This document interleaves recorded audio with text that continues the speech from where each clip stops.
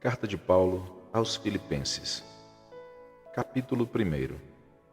Paulo e Timóteo, servos de Cristo, a todos os santos em Jesus Cristo, que estão com o bispo e diáconos em Filipos.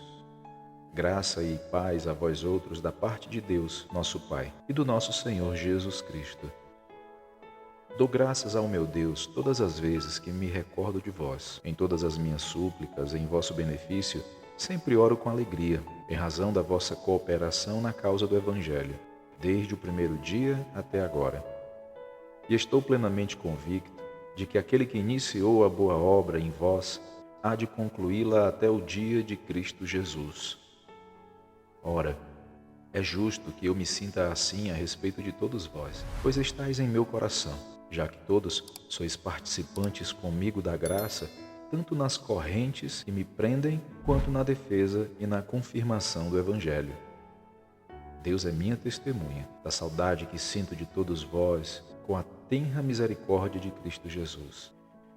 E suplico isto em oração, que o vosso amor fraternal cresça cada vez mais no pleno conhecimento e em todo o entendimento, a fim de que possais discernir o que é melhor, para que vos torneis puros e irrepreensíveis até o dia de Cristo, plenos do fruto de justiça, fruto este que vem por meio de Jesus Cristo para a glória e louvor de Deus. Desejo, portanto, irmãos, que saibais que tudo o que me aconteceu tem, ao contrário, servido para o progresso do Evangelho, de tal maneira a ficar evidente para toda a guarda do palácio e para todos os demais que é por causa de Cristo que estou na prisão.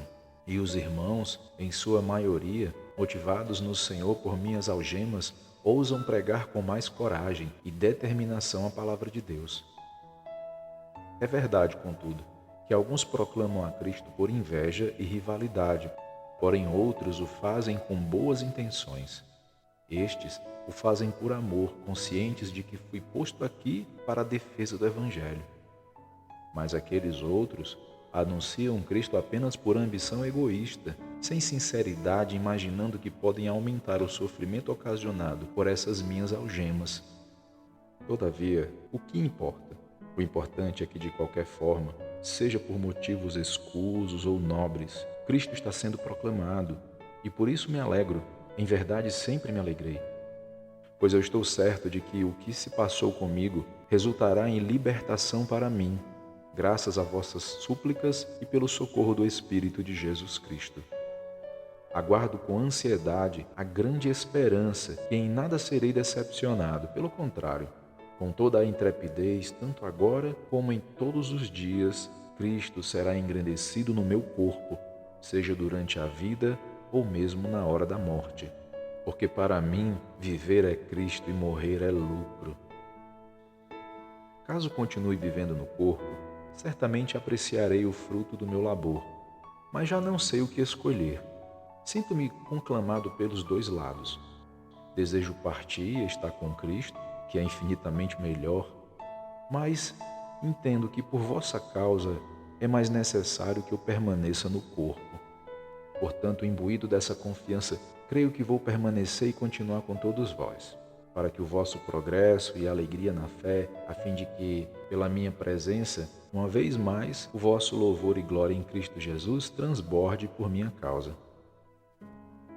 Portai-vos como cidadãos dignos do Evangelho de Cristo, para que dessa forma, quer eu vá e vos veja, quer tão somente ouça a vosso respeito em minha ausência, tenha eu conhecimento de que permaneceis firmes num só Espírito, combatendo unânimes em prol da fé evangélica, sem de maneira alguma vos deixardes constranger por aqueles que se opõem à vossa fé. Para eles, isso é sinal de perdição, entretanto, para vós, de salvação, e isso vem da parte de Deus. Porquanto, por amor de Cristo, vos foi concedida a graça de não somente crer em Cristo, mas também de sofrer por Ele, considerando que estáis passando pela mesma luta que me viram combater, e agora ouvis que ainda enfrento. Capítulo 2. Portanto, se por estarmos em Cristo temos algum poder, algum encorajamento de amor, alguma comunhão no Espírito, alguma profunda fraternidade e compaixão, completai a minha alegria, tendo o mesmo modo de pensar, o mesmo amor, um só espírito e uma só atitude. Nada façais por rivalidade nem por vaidade, pelo contrário, cada um considere com toda a humildade as demais pessoas superiores a si mesmo. Cada um zele, não apenas pelos seus próprios interesses, mas igualmente pelos interesses dos outros. Tende em vós o mesmo sentimento que houve também em Jesus Cristo, o qual, tendo plenamente a natureza de Deus, não reivindicou ser igual a Deus, mas pelo contrário, esvaziou-se a si mesmo, assumindo plenamente a forma de servo e tornando-se semelhante aos seres humanos. Assim, na forma de homem, humilhou-se a si mesmo, entregando-se à obediência até a morte e morte de cruz. Por isso, Deus também o exaltou sobremaneira à mais elevada posição. Ele deu o nome que está acima de qualquer outro nome, para que ao nome de Jesus se dobre todo o joelho dos que estão nos céus, na terra e debaixo da terra. E toda a língua confesse que Jesus Cristo é o Senhor, para a glória de Deus Pai. Sendo assim, meus amados, como sempre obedecestes, não somente na minha presença, porém muito mais agora na minha ausência, colocai em prática a vossa salvação com reverência e temor a Deus, pois é Deus quem produz em vós tanto querer como realizar de acordo com a sua boa vontade. Fazei tudo sem murmurações nem contendas, para que vos torneis puros e irrepreensíveis filhos de Deus, inculpáveis, vivendo em um mundo corrupto e perverso, no qual resplandeceis como grandes astros no universo, retendo firmemente a palavra da vida, para que no dia de Cristo eu tenha motivo de me gloriar no fato de que não foi inútil que corri e trabalhei. Contudo, ainda que a minha vida esteja sendo derramada como oferta juntamente com o sacrifício e o serviço proveniente da vossa fé, alegro-me e me congratulo com todos vós. E pelo mesmo motivo alegrai-vos e acompanhai-me neste júbilo. Tenho esperança no Senhor Jesus, que em breve vos poderei enviar Timóteo para que eu também me anime recebendo notícias vossas. Pois não tenho ninguém que tenha esse mesmo sentimento, que sinceramente zele por vosso bem-estar. Porquanto todos procuram cuidar apenas dos seus próprios interesses e não se dedicam ao que é de Cristo Jesus. Entretanto, sabeis que Timóteo foi aprovado, porque serviu comigo na ministração do Evangelho como um filho cooperando com seu pai. Portanto, é ele que pretendo enviar tão logo tenha certeza sobre a minha situação, tendo fé no Senhor que em breve também eu poderei ter convosco.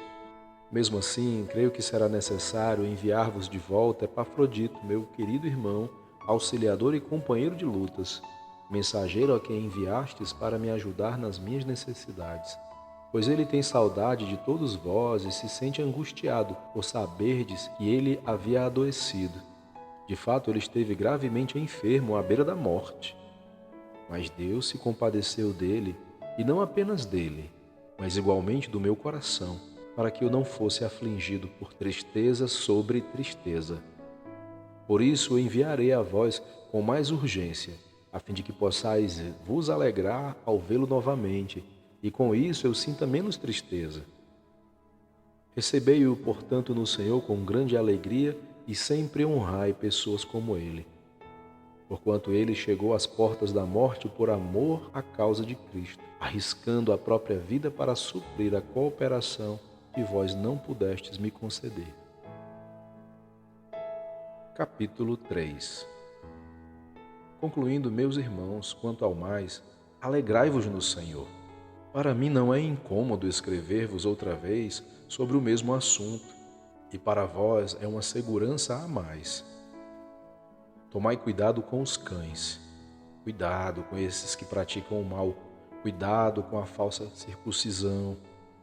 Portanto, nós é que somos a própria circuncisão, todos nós que adoramos pelo Espírito de Deus, que nos gloriamos em Cristo Jesus e não depositamos confiança alguma na carne. embora eu também tivesse razões para alimentar tal convicção. Ora, se alguém julga que tem motivos para confiar na carne, eu ainda mais.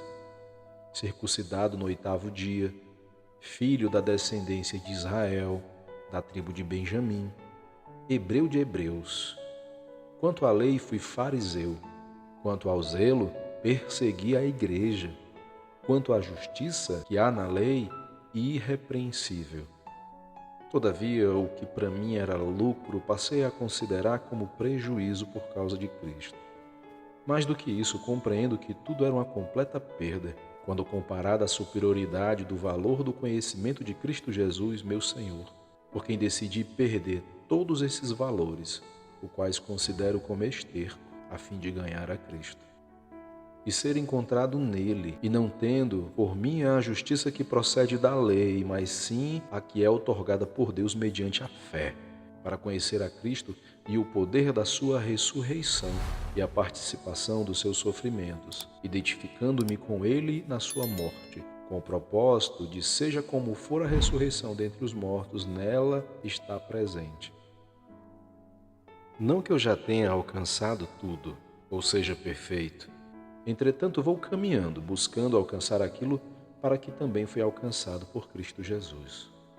Irmãos, não penso que eu mesmo já o tenha conquistado, mas tomo a seguinte atitude: esquecendo-me das coisas que para trás ficam e avançando para as que estão diante de mim, apresso-me em direção ao alvo, a fim de ganhar o prêmio da convocação celestial de Deus em Cristo Jesus. Por isso, todos nós que alcançamos a maturidade espiritual, devemos pensar dessa mesma maneira. Porém, se em algum aspecto pensais de forma diferente, também quanto a isso, Deus vos esclarecerá. Contudo, caminhemos na medida da perfeição que já atingimos.